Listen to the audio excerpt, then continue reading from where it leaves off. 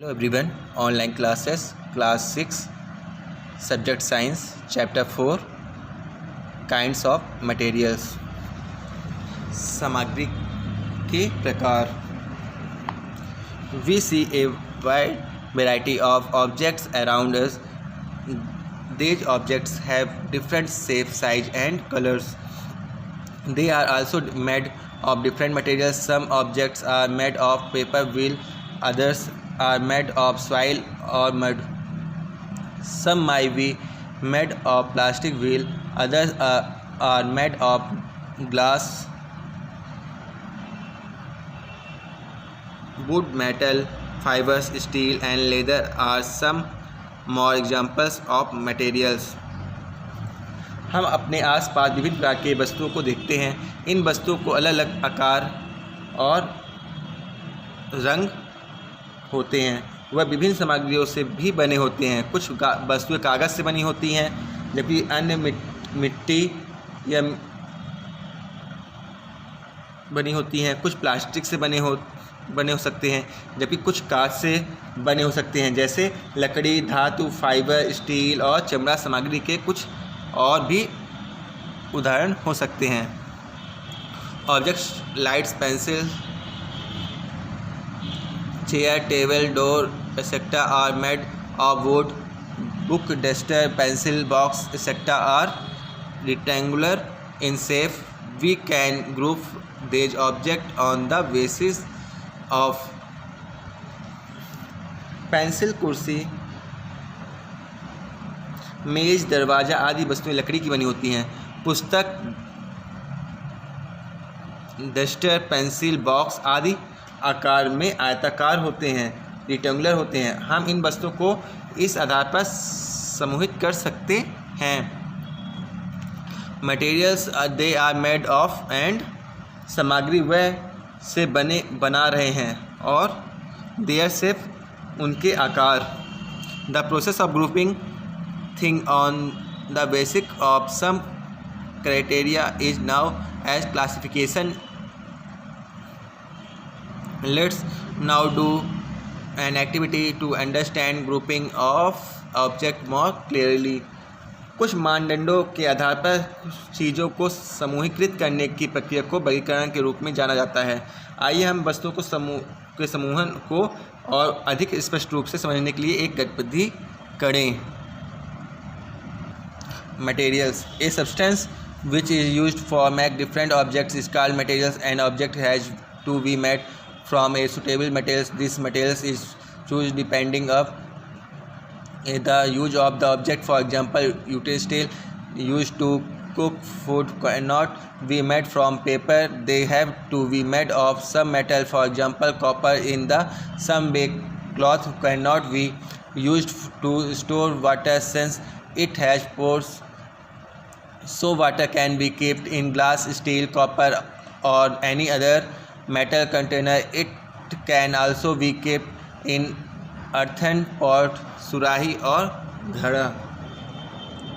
एक पदार्थ या एक चीज़ जिसका उपयोग विभिन्न वस्तुओं को बनाने के लिए किया जाता है सामग्री कहलाता है. एक वस्तु को एक उपयुक्त सामग्री से बनाया जाना है. यह सामग्री वस्तु का उपयोग के आधार पर चुनी जाती है.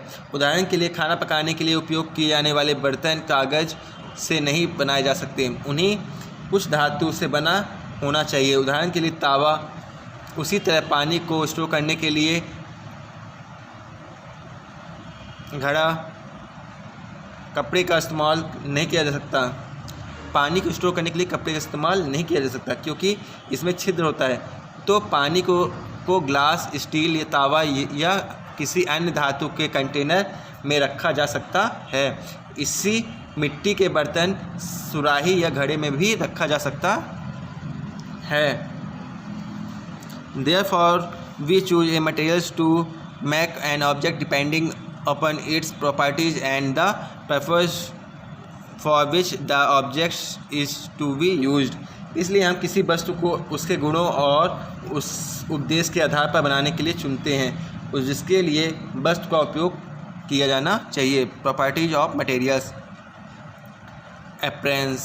Each materials look different from other wood looks different from iron, copper looks different from aluminum. Therefore, materials can be classified on the basis of their appearances. प्रत्येक सामग्री दूसरे से अलग दिखती है। लकड़ी लोहे से अलग दिखती है, तावा अलग दिखता है, एल्युमिनियम से अलग है। इसलिए सामग्री को उनकी उपस्थिति के आधार पर वर्गीकृत किया जा सकता है। Lustrous, a gold bangle, a silver glass, a copper wire appears different from a plastic cup or a wooden chair. This is because thing made of metal shine. This shine on the surface of a metal is called lustrous metal. So lustrous because some of the light falling on their surface get reflected. एक सोने की चूड़ी, एक चांदी का गिलास, एक तावे का तार, प्लास्टिक के कप या एक से अलग दिखाई देता है। लकड़ी की कुर्सी, इसकी वजह यह है कि धातु से बनी चीज़ किसी धातु की सतह पर यह चमक कहलाती है। धातुएं चमक दिखाती हैं क्योंकि कुछ प्रकाश उनकी सतह पर गिरते हैं और परिलक्षित होते हैं। थर्ड नंबर, हार्डनेस, कठोरता। Take jelly apple, cardboard and a metal object and feel them with our eyes closed. Your eyes closed, can you distinguish them just by touch? How? By feeling them. You find that jelly is very soft. Apple and cardboard are harder and metal is the hardest. So things which can be compressed easily are called soft, and the things which cannot be compressed easily are called hard. Jelly से cardboard और एक धातु की वस्तु ले और उन्हें अपनी आँखों से महसूस करें कि क्या आपने उन्हें स्पर्श से अलग है। कैसे? उन्हें महसूस करके आप पाते हैं कि जेली सेब है और कार्डबोर्ड कठिन है और धातु सबसे कठिन है। तो जिन चीज़ों को आसानी से संकुचित किया जाता है उन्हें नरम कहा जाता है और जिन चीज़ों को संकुचित नहीं किया जा सकता उसे कठोर कहा जाता है। स्टेट राज, all substances are made up of matter. Matter exists in 3 states, solid, liquid and gases. सभी पदार्थ से बने होते हैं। पदार्थ 3 अवस्थाओं में मौजूद होते हैं, ठोस, तरल और gases. Solid state, solids have a definite shape and volume. Take a book, keep it on the table, now keep it in the shelf.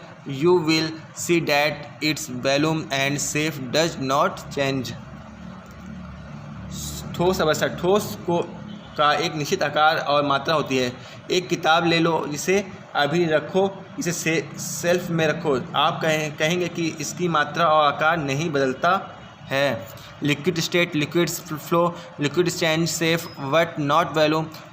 pouring water from a jug into a glass causes water to take the shape of the glass, but we still have the some amount of water. The volume of water does not change. तरल अवस्था, तरल पदार्थ का एक प्रवाह तरल पदार्थ आकार बदलते रहते हैं लेकिन मात्रा नहीं। पानी डालना, एक गिलास में जग जाने से गिलास का आकार लेने के लिए पानी का आकार बनता है, लेकिन हमारे पास अभी भी पानी की मात्रा है, पानी का आयतन नहीं बदलता। Gases state, gases easily change their shape of and volume. If you pump air into a bicycle tire, the air fills the tires and takes its shape. It takes less space in the tire than it did outside the tires, thus its volume also changes. A gas can occupy all the space available to it. गैसीय अवस्था, गैसीय आसानी से अपने आकार और मात्रा को बदल देती है। अगर आप एयर पंप वो यूज़ करते हैं। साइकिल टायर हवा टायर को भरती है और अपना आकार लेती है। यह टायर के बाहर किए गए में कम से कम जगह लेती है। इसी प्रकार इसकी मात्रा भी बदल जाती है। एक गैस सभी पर कब्जा कर सकती है, इसके लिए यह उपलब्ध होती है। सॉल्युबल और insoluble. Take 2 gases half filled with water in one, added 1 teaspoonful of salt and in the other 1 teaspoon of sand. Stir well. What do you observe? Salt disappears in the water in the first glasses. What sand particles are visible in the other glasses? From this observation you can say that salt is soluble in water while and is insoluble in water. The substance which dissolve in water are called soluble substance. The substance which do not dissolve in water are called insoluble substance. घुलनशील और अघुलनशील। पानी से भरे 2 गिलास लें, एक में 1 चम्मच नमक और अन्य 1 चम्मच रेत डालें। अच्छी तरह से हिलाएं। आप क्या निरीक्षण करते हैं कि पहले गिलास में नमक गायब हो गया, लेकिन दूसरे गिलास में रेत का कण दिखाई दे रहा है। फर्स्ट ऑब्जर्वेशन, आप कह सकते हैं कि नमक पानी में घुलनशील है जबकि रेत नहीं। रेत में पानी में अघुलनशील है। जो पदार्थ पानी में घुलते हैं उसे घुलनशील पदार्थ कहा जाता है, जो नहीं घुलते उसे अघुलनशील कहा जाता है। Fact strip. Pure honey does not dissolve in water and sinks to the bottom. शुद्ध शहद पानी में नहीं घुलता, वह नीचे तक डूब जाता है। Water is now as a universal solvent as water can dissolve a large number of substances. The property of water also makes it necessary for living organism. Remember, 70% of our body weight is water itself. पानी को एक सार्वभौमिक विलायक के रूप में जाना जाता है क्योंकि पानी बड़ी संख्या में पदार्थ को भंग कर सकता है। पानी की यह संपत्ति जीवित जीवों के लिए भी आवश्यक बनती है। याद रखें कि 70% पानी, हमारे शरीर का वजन पानी में ही है। ऑब्जेक्ट्स फ्लोट और सिंक इन वाटर। वस्तुएं पानी में तैरती हैं या डूबती हैं। Take a piece of thermocol and stone, put them in a vessel containing water. What do you observe? Stone sink into the bottom of the vessels. What thermocol floats on water? How does it happen? This happens because thermocol is lighter than water, so it floats and does not sink. Where stone is heavier than water, so it sinks. From this we understand that we sink lighter than water, float on it, and think heavier than water, sink into it. We can perform this experiment with insoluble liquid also, for example kerosene, petrol and chloroform. Thermocol और पत्थर का एक टुकड़ा ले लो, उन्हें एक बर्तन में रखो जिसमें पानी हो। क्या आप निरीक्षण करते हैं पत्थर जहाज के नीचे डूब जाता है लेकिन थर्माकोल पानी पर तैरता है? यह कैसे होता है? ऐसे इसलिए होता है क्योंकि थर्माकोल पानी की तुलना में हल्का होता है, इसलिए यह तैरता है और डूबता नहीं है, जबकि पत्थर पानी में भारी होता है इसलिए वह डूब जाता है। इसलिए हम समझते हैं कि पानी में हल्की चीज़ इसी पर तैरती है और पानी में डूबने से चीज़ें भारी हो जाती हैं। हम इस प्रयोग को अघुलनशील तरल पदार्थ के साथ भी कर सकते हैं। उदाहरण के लिए केरोसिन, पेट्रोल और chloroform. Kerosene and petrol being lighter than water from a layer above water, and chloroform being heavier than water from the lower layer. Kerosene और पेट्रोल की तुलना में हल्का है। पानी के ऊपर एक परत बनता है, परंतु क्लोरोफॉर्म पानी से भारी होता है और निचली परत बनाता है। ट्रांसपेरेंसी, पारदर्शिता। When you go a confectionery shop to buy a chocolate and the shopkeeper say select yourself, how do you that? You just was just filled with chocolate from outside and tell him which chocolate you want. This is because you can see through the jar. पारदर्शिता। जब हम chocolate खरीदने के लिए हलवाई की दुकान या दुकान पे जाते हैं तो दुकानदार कहता है कि आप अपने से चुनें, आप उसे कैसे लेंगे। आप बस बाहर से चॉकलेट से भरे जार को देखते हैं और उससे बताएं कि हम आपको कौन सी चॉकलेट चाहिए। ऐसा इसलिए क्योंकि आप जार के माध्यम से उसको देख सकते हैं। They are transparent. The object thought which you can see clearly are called transparent. वह पारदर्शी है जिन वस्तुओं के माध्यम से आप स्पष्ट रूप से देख सकते हैं, उन्हें कहा जा सकता है पारदर्शी। You have glass doors and window in your house. See through them. From some you can see through clearly, and from other you cannot see clearly. Substance through which you cannot see clearly are called translucent. Take a cardboard big enough to cover your eyes and try to see through it. Can you see? No, you cannot. This is because cardboard is opaque. The object through which we cannot see at all are called opaque objects. अब आपके पारदर्शी है। आप घर में कांच के दरवाजे और खिड़कियां होती हैं, उनके माध्यम से देखिए कुछ से आप कर सकते हैं कि स्पष्ट रूप से कह सकते हैं कि, और दूसरे से नहीं, आप स्पष्ट रूप से नहीं देख सकते हैं। कभी आप अपने घर के दरवाज़ों खिड़कियों से माध्यम से देखिए कि कभी आप उसके आर पार देख सकते हैं और कभी नहीं देख सकते हैं। जिस पदार्थ के माध्यम से आप स्पष्ट रूप से नहीं देख सकते उसे परिभाषी कहा जाता है। अपनी आँखों से ढकने के लिए एक कार्डबोर्ड बना लें और उसके माध्यम से देखने की कोशिश करें। क्या तुम देख सकते हो कि नहीं? आप नहीं कर सकते हो। ऐसा इसलिए क्योंकि कार्डबोर्ड अपारदर्शी होता है। जिन वस्तुओं से माध्यम से हम सब पार नहीं कर सकते उन्हें अपारदर्शी वस्तुएं भी कहा जाता है। We have learned about some properties of materials which can help us to classify things into different categories. हमने सामग्री के कुछ गुणों के बारे में सीखा है जो हमें चीज़ों के वर्गीकृत करने में हमारी मदद कर सकते हैं। Classification is very important in our life. Your mother stacks similar things together at home.